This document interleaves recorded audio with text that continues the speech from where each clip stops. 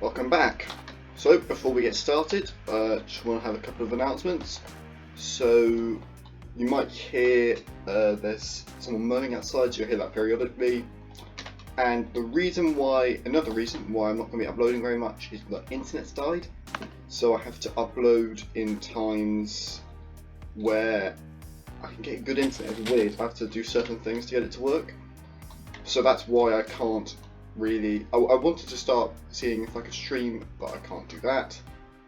And I can't play with anyone else, and like that at all. I also tried to get the left 3M. No, the one that left click. His mod working, but my RAM's not good enough. So I figured out a way of fixing that, but it's going to take some time. So that is the problem. There's also a couple other problems that I'm not uploading. We don't go into that. So this video is suggested by Oliver Form, and it is how to build up the best army. This is going to be the bad side, so the Orc, the Rune, the Easterlings. I will make good side one, but the good side one is actually harder to make because there's more sub factions for good side, and they don't have the normal black orcs or trolls. We've got a couple of guys here who I'm just showing how good they are compared to. So the first one is the Warg Bombardier. So here, and this is obviously quite powerful if he can get close range, which he can't. Send up a few then. Yeah, see, that's wrecked whole army.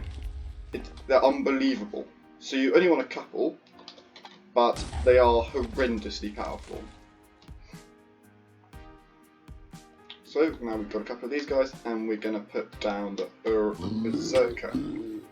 These guys are by far the best. I've seen people on my Isengard tutorial saying these guys are massively great.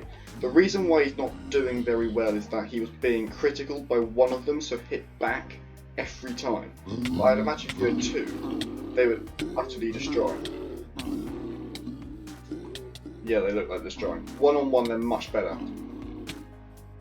So, also a weird thing, my channel update's gone up 100 views in one night, so that's odd. But who knows? They're not actually as good as I thought, but you want a couple of these guys because they're just quite bulky and they're quite good just to defend against. So we now have an Uruk Sapper, which is a bit like the Orc Bombardier, but can be reused.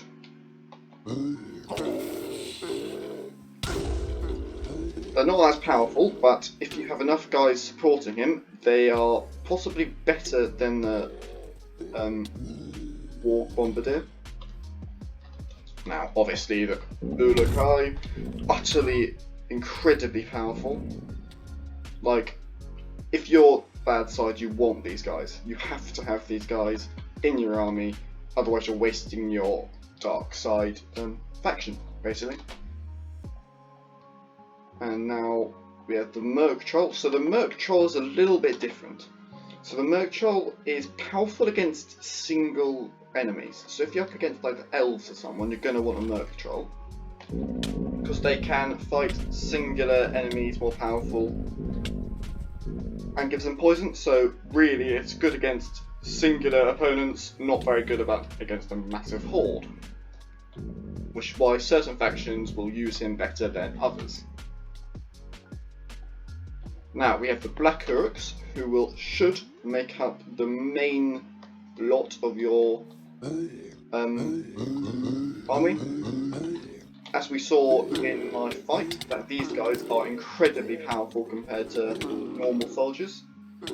So we'll see here the Uruks are outnumbered, and they will clean up here. Well, the same problem with the Uruk Berserkers, I think they're having, but they're gonna win eventually. Oh, one died, that's a surprise. Yeah, look, they've got about half their strength and massacred the other time. And now we have the archers, if you want archers. These aren't necessary and will just possibly add more complications to your army, but Black Oak archers, what were you really expecting? So soldiers, they're pretty good. They're not the best archers in the game, but if you want archers, that works. The problem with archers is that armour doesn't allow them to penetrate. So if you're against the Dunlingdons, these are quite good, because most of them are shirtless. However, if you're against Gondor, these guys are not good, because they have a ridiculous amount of armour. But they'll probably win that even in melee, to be honest.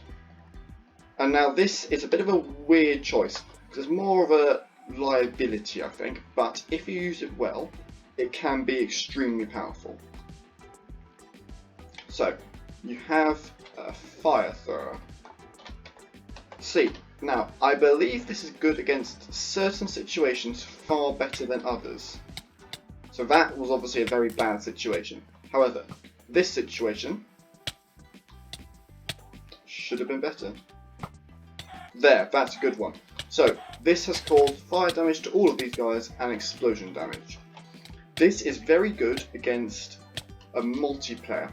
So if you want to fight a massive horde of your other guys' team, and you want to just add chaos, this is a good way of doing it, because they won't know what to hit them, and they'll be very confused. And that will be able to make you win.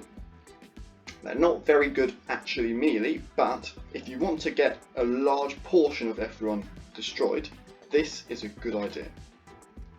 Another thing, if you're playing multiplayer, trolls. Trolls always scare the other person massively, even if they have full mithril armour and a massive army. A troll is a scary force.